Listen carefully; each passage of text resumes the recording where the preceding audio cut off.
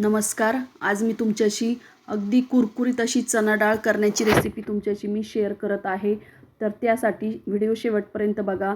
तर बघा मी चण्याची म्हणजे हरभऱ्याची डाळ ही 2 वाट्या घेतलेली आहे आणि ती 4 किंवा 5 तास मी चांगली भिजत ठेवलेली होती. भिजल्यानंतर आपल्याला एका ड्राय कापडमध्ये ठेवून ती पूर्ण सुकवायची आहे. म्हणजे एकदम कडक उन्हात पण नाही, एकदम म्हणजे असं थंड हवेलाच आपल्याला ती सुकवायची आहे किंवा घरात सुकवली तरी चालेल. एकदम ड्राय करून घेतली, फक्त त्यातलं मॉइश्चर आहे ते काढून घ्यायचं आहे पाणी. आणि त्यानंतर मी इकडे कढई गरम करायला ठेवलेली आहे. कढईतलं तेल एकदम कडकडीत असं आपल्याला गरम करायचं आहे. गरम केल्यानंतर आपल्याला आपली जी ड्राय केलेली जी डाळ होती, चणा डाळ होती, तर ती घेतली आणि ती त्यामध्ये ओतलेली आहे. तर त्यामध्ये ओतल्यानंतर ती एकदम छान अशी डीप फ्राय करायची आहे आपल्याला.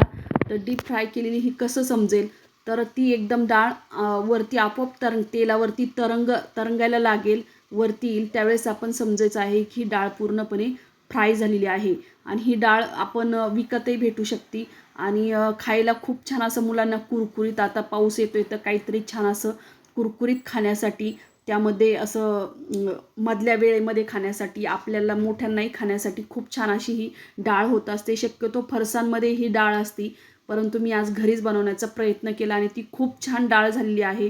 तुम्ही नक्कीच करून बघा. तर एकदम अशी कुरकुरीत कडक कडक ही डाळ झालेली आहे आणि एकदम क्रंची, बघा लगेच बोटाने लगेच सहज त्याचा भुगा होतो, इतकी क्रंची झालेली आहे, खायला खूप छान लागते. त्यामध्ये मी थोडंसं मीठ टाकलं आणि नंतर लाल तिखट टाकलेलं आहे, जे घरी बनवलेलं होतं ते.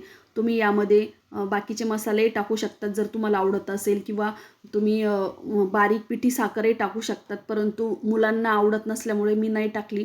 मी फक्त लाल तिखट आणि मीठ टाकलेलं आहे. तरी पण ही डाळ इतकी छान लागत होती खायला, खूप छान झाली. आणि म्हणजे असं एकदम टेस्टी आणि कुरकुरीत असं काहीतरी मुलांना टिफिनला देण्यासाठी खूप छान असा हा नाश्ता आहे. तर नक्कीच करून बघा ही रेसिपी.